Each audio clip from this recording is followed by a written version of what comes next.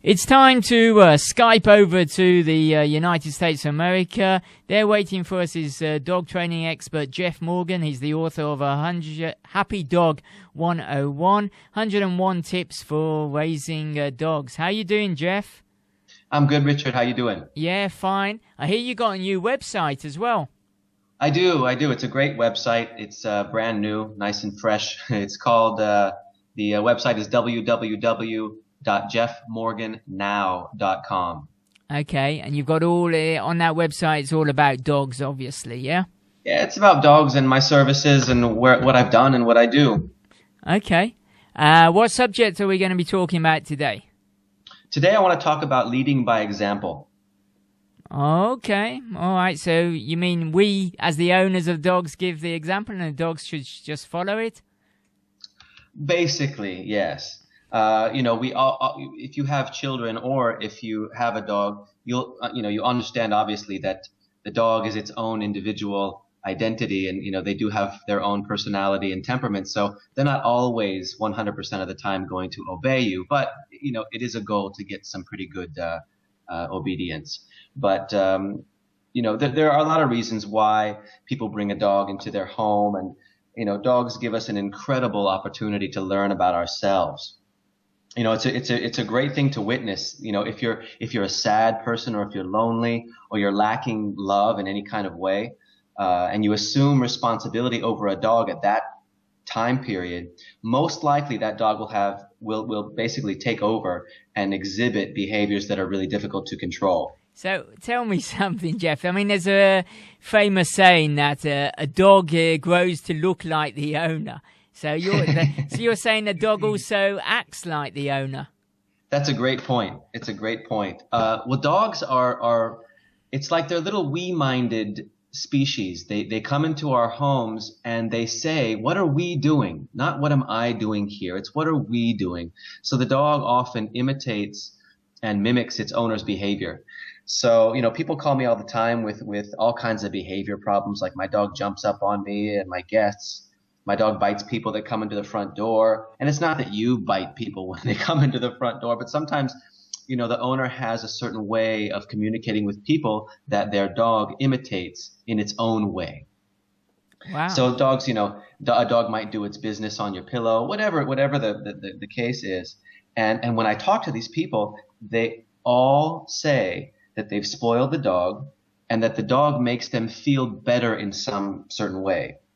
So whenever you need, and I'm not using the word to allow or to choose, but whenever you need your dog to make you feel better, you give him the power to do basically whatever he wants, and you're not going to have influence over his behavior when you need it the most.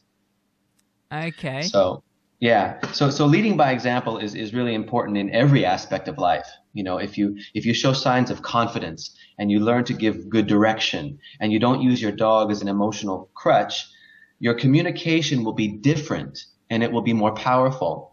Like once you have a dog, you're almost forced into learning how to properly lead by example.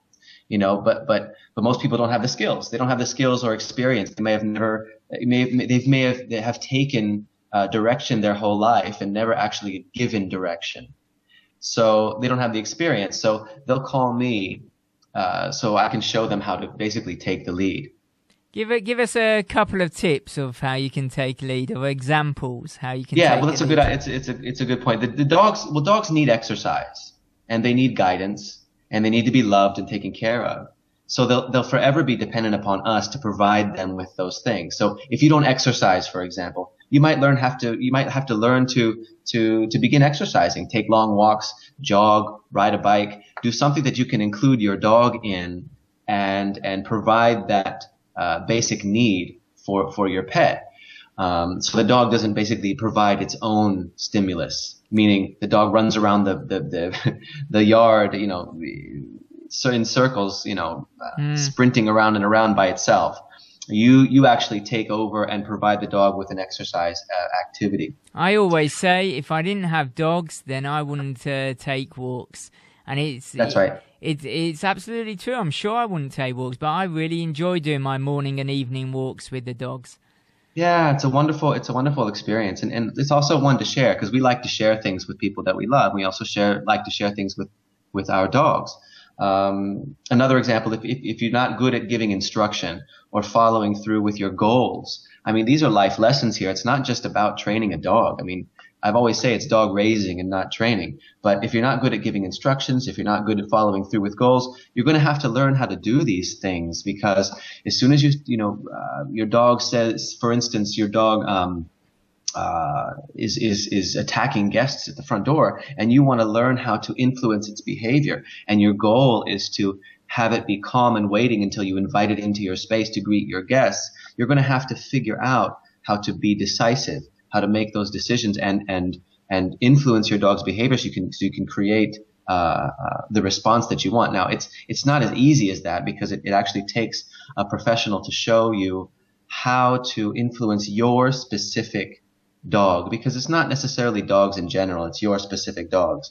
But a dog gives us an incredible opportunity to work on things that we're weakest at and basically strengthen ourselves. I mean, this is a huge opportunity that people miss all the time because they use the dog to fill in some sort of emotional void that they can't do by themselves. I'm lonely, I'm tired, I'm sad, and then my dog just makes me feel better. And that's wonderful. You know, that's one of the reasons why we have dogs in our house. However, if it's a need and not a want, or, you know, I'm choosing right now to have my dog in my space and make me feel better. I'm petting it, I'm spoiling it, it makes me feel really good, but I don't need it. If you don't need it, then you have more of an attitude that allows for you to influence your dog's behavior much more effectively. Wow, that was very interesting. Thank you very much, Jeff. Oh, you're welcome, Richard. If you want to check out my website, once again, it's www.jeffmorgannow.com. Thanks a lot, Jeff.